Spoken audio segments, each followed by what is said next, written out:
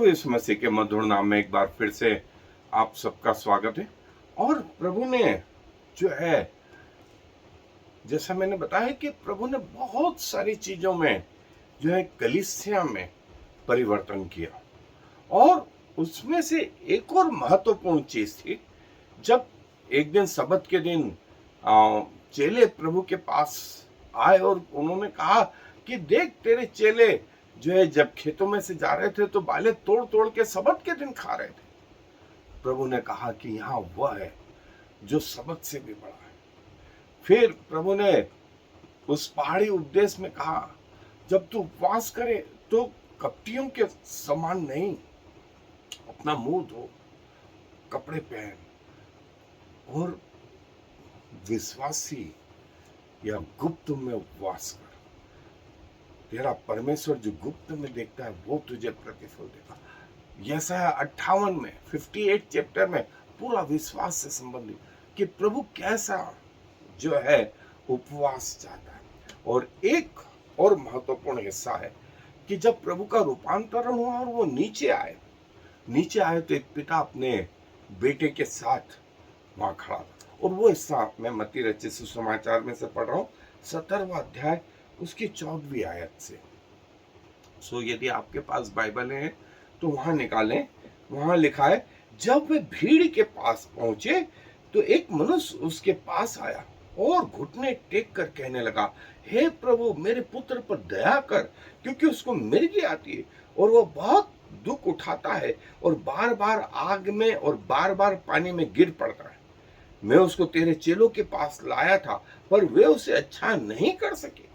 यीशु ने उत्तर दिया, हे अविश्वासी और हठीले लोगों, मैं कब तक तुम्हारे साथ रहूंगा और कब तक तुम्हारे संग? उसे यहाँ मेरे पास लाओ। तब यीशु ने दुष्ट आत्मा को डांटा और वह उसमें से निकल गई और लड़का उसी घड़ी अच्छा हो गया। तब चेलों ने एकांत में यीशु के पास आकर कहा, हम उसे क्यों नहीं निकाल सके? उसने उनसे कहा, अपने विश्वास की घटी के कारण, क्योंकि मैं तुमसे सच कहता हूं, यदि तुम्हारा विश्वास राई के दाने के बराबर भी हो तो इस पहाड़ से कह सकोगे, यहाँ से सरक कर वहां चला जा, तो वह चला जाएगा, और कोई बात तुम्हारे लिए असंभव न होगी। पर ये जाति बिना प्रार्थना और उपवास के नहीं निकलती, पर ये जाति बिना प्रार्थना और उपवास के नहीं निकलती।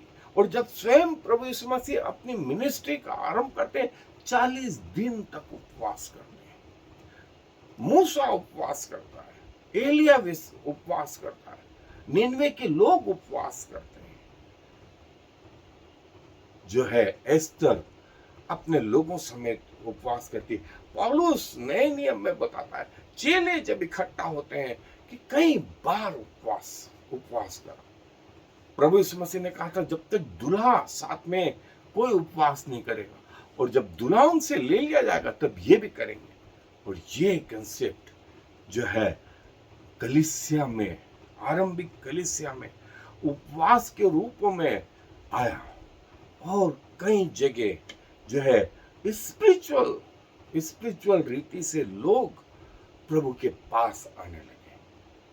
सो बाइबल इस विषय में और भी बताती है, जो कलीसिया में जो है स्टार्ट हुआ। सो आए मेरे साथ बाइबल अध्ययन पे चले। सो दोस्तों, ये जो विश्वास है, ये आरंभिक चर्च में, पुराने नियम में लोगों ने किया उपवास, लेकिन इसकी कोई ऐसी आज्ञा नहीं दी गई थी। और लेकिन नए नियम में जैसा हमने देखा कि स्वयं प्रभु यीशु मसीह ने उपवास किया, फिर चेलों ने, और जब प्रभु यीशु मसीह का स्वर्गारोहण हो गया, उसके बाद जब चेले इकट्ठा हुए, पहले अध्याय में हम प्रेरितों के काम में देखते हैं, वे उपवास और प्रार्थना करने में लगे। और आगे भी जो है वे जो है उपवास और प्रार्थना करने में लगे। सो जो है, जहां तक फास्टिंग का सवाल, वो ये कि भोजन से जो है अपने आप को परे रखना, और बहुत ज्यादा नहीं, बहुत कम भी नहीं। और ये जो है प्रभु के समीप आने के लिए और अपने आप को दीन बनाने के लिए जो है, ये प्रभु ने कहा। और दुष्ट आत्माओं के लिए आत्मिक रीति से बढ़ने के लिए जो है पर्पस जो है उपवास का कलीसिया में, वो ये कि शरीरों को जीवित, पवित्र और परमेश्वर को भावता हुआ बलिदान चढ़ाने के लिए अपने शरीरों को कंट्रोल करें, कंट्रोल करें। और वो ये कि पौलुस जैसा बोलता है, मैं अपने शरीर को मारता, कूटता और वश में रखता हूं, कहीं ऐसा ना हो कि दूसरों को प्रचार करूं और खुद अयोग्य प्रमाणित। और बहुत सारी जगह वो बोलता कि फास्टिंग या उपवास जो है वो जो है ये बताती है कि मैं प्रभु के नजदीक और जाना चाहता हूं, और जाना चाहता हूं। और आदम जो है उसको परमेश्वर ने कहा था कि ये भले बुरे के ज्ञान के वृक्ष का फल न खाना, न खाना। और उसने वही किया, उसने वही किया। और फास्टिंग जो है ये कि लग्जरी लाइफ से दूर, लग्जरी लाइफ से थोड़ा दूर। उसने पौलुस बोलता है आगे कि सिर्फ फास्टिंग से जो है वो उपवास से जो है हमारा आत्मिक जीवन वृद्धि पाए, वृद्धि पाए। और प्रभु यीशु मसीह ने इसलिए अपनी प्रार्थना में हमें सिखाया, हमें दिन भर की रोटी प्रदान कर, हमें दिन भर की रोटी प्रदान कर। प्रभु स्वयं चाहते थे, प्रभु स्वयं चाहते थे कि लोग जो हैं वो प्रभु में आगे बढ़े।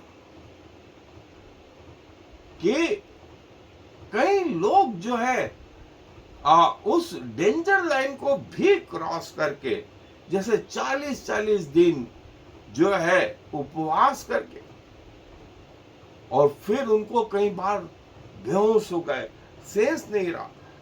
मेडिकल तरीके से जो पाया गया है कि मनुष्य यदि किसी कारण यदि न खा पाए खाना या पानी, तो वो 120 दिन तक जिंदा रह सकता है, 120 दिन तक जिंदा रह सकता है। लेकिन वो सेंस में नहीं रहता, फिर सेंस में नहीं रहता। जिंदा तो है लेकिन सेंस में नहीं है। और इसीलिए बाइबल बताती है कि परमेश्वर के नजदीक बने रहने के लिए हमें न सिर्फ अपने मुंह पर काबू रखना, वरन अपनी आंखों पर, अपने कानों पर, अपनी नाक पर, अपने उंगलियों पर, अपने शरीर पर और ये संसार पर जो है काबू रखना, काबू रखना। कहीं ऐसा ना हो कि हमारे आत्मिक जीवन को ये तहस नहस कर दे, तहस नहस कर दे। इसलिए प्रभु ने कहा कि उन चेलों से कहा उपवास कैसा करना, उपवास कैसे करना, और जो परमेश्वर की दृष्टि में उचित है वो करना, वो करना। और जो है क्या एक मसीह इस दायरे में आता है कि उसको उपवास करना चाहिए? और जो है यूहन्ना बपतिस्मा देने वाला स्वयं प्रभु यीशु मसीह के साथ। और वो फरीसी भी बोलते हैं हम उपवास करते हैं, लेकिन यीशु के चेले उपवास नहीं करते। प्रभु यीशु मसीह ने कहा कि जब तक दूल्हा साथ में है तब तक नहीं। उसके बाद जब उन्होंने पहाड़ी उपदेश में कहा कि उपवास कैसा हो, उपवास कैसा हो, और बाइबल में जो है प्रेयर एंड फास्टिंग, प्रार्थना और उपवास, हमने इस बालक के विषय में देखा। स्वयं प्रभु ने कहा ये ग्रुप ऐसा है जो बगैर प्रार्थना और उपवास के नहीं निकलता। सो प्रार्थना और उपवास, और यशाया 58 में हमने देखा परमेश्वर क्या चाहता। परमेश्वर ये चाहता था कि हम मन में दीन और नम्र बने, मन में दीन और नम्र बने, परमेश्वर के सामने नम्र बने, और खाने पीने से अपने आप को बचा के रखें। खाना पीना हमारे आत्मिक जीवन पे प्रभावी ना हो।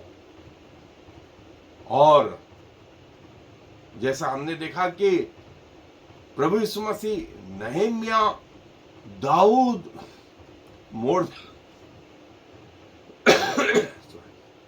मोर्दके, आरंभिक चर्च और वर्तमान में भी प्रभु के लोग जो है उपवास प्रार्थना में, और ये कि प्रभु की दृष्टि में हम अपने आप को नम्र बनाए और प्रभु के नजदीक चले, आत्मिक रीति से, शारीरिक रीति से और मानसिक रीति से, तीनों तरीके से, शारीरिक रीति से, मानसिक रीति से और आत्मिक रीति से। और जो है वो ये कि आप यदि उपवास नहीं करते, ये कोई पाप नहीं है, प्रभु की ओर से कोई आज्ञा नहीं है। लेकिन यदि आप आरंभ करना चाहते हैं तो जरूरी नहीं कि आप बगैर चाय पानी के या बगैर जो है भोजन के रहें। कई लोग नाश्ते का जो है त्याग करते हैं, कई लोग दोपहर के खाने का त्याग करते हैं, कई लोगों का उपवास जो है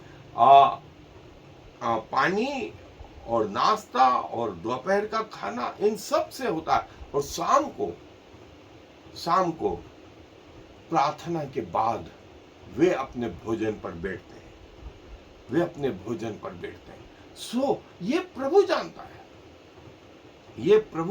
है, कि आपका उपवास किस रीति से आपको परमेश्वर के नजदीक ले जाता है। और यदि जिसके लिए आप तैयार कर रहे हैं, अपने आप को इसके लिए तैयार कर रहे हैं, और धीरे से एक चीज क्या, शायद सुबह नाश्ते का, फिर उसको बढ़ा के दोपहर खाने का, फिर उसको बढ़ा के चाय पानी का, इस रीति से भी आप अपने आप के ऊपर कंट्रोल रखें कि खाना हमारे आत्मिक जीवन को तहस नहस न कर दे, खाना हमारे आत्मिक जीवन को तहस न कर सके। और जो है उपवास के दौरान प्रभु के नजदीक अधिकाई से बने रहे, प्रभु के वचन में जो है और आगे बढ़ते रहे। और जब आपका उपवास हो, समाप्त करना हो, तो क्या है, आप जो है परमेश्वर के नजदीक जाएं, दुआ प्रार्थना से आप जो है भोजन ग्रहण करें, प्रभु को धन्यवाद दें कि प्रभु जो है मेरे जीवन में जो है कार्य कर, और समय आए तो हम अपने शरीरों पर काबू रख सकें, जैसा हमारा प्रभु स्वयं करता है। हमारा प्रभु स्वयं करता है।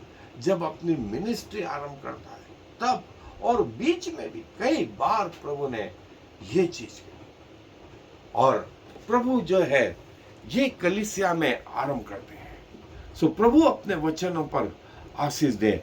आए दुआ में अपने सरों को झुकाएं। प्रभु जी धन्यवाद देते हैं कि प्रभु आप अपने लोगों को अपने जीवन के द्वारा गहरी बातें सिखाते हैं। जब आप पृथ्वी के जीवन में थे प्रभु, आपने बहुत सारी चीजों का त्याग करा, और उनमें से एक था भोजन का त्याग। आप भी 40 दिन भूखे रहे उस परीक्षा के समय में, और प्रभु जो है आपको भी भूख लगी, आपको भी प्यास लगी, आप भी मार्ग के थके हुए जो है विश्राम कर, आपको दुख तकलीफ हुई, आपके भी आंसू बहे। सो प्रभु आप अपने लोगों के आंसुओं को, उनके दुखों को, उनकी तकलीफों को जानते हैं। हम धन्यवाद देते हैं आप जैसे ईश्वर के लिए जो स्वर्ग का त्याग करके पृथ्वी पर मनुष्यों के रूप में आ गए। असीमित परमेश्वर सीमित हो गए, हमारे जैसा जीवन जिया, हमें एक आदर्श दे गए कि हम उसके पीछे चल सके। प्रभु साहस दे कि मरते दम तक आपके प्रति वफादार है, और यदि आज रात आप आ जाएं या हमारी मृत्यु हो, हम आपके साथ जाने वाले हैं। सारा मान सम्मान गौरव आपको देते हुए इस विनती को प्रभु यीशु मसीह के नाम से मांग लेते हैं। आमीन और फिर आमीन। Shema Yisrael Yahweh Eloheinu Yahweh Echad. Hear, O Israel, the Lord is our God, the Lord alone.